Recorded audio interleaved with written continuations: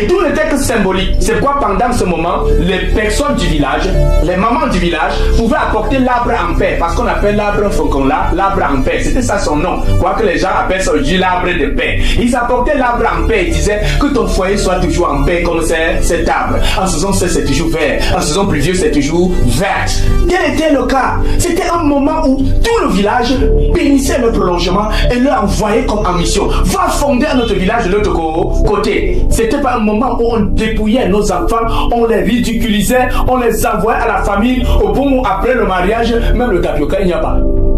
C'était pas ça. Non.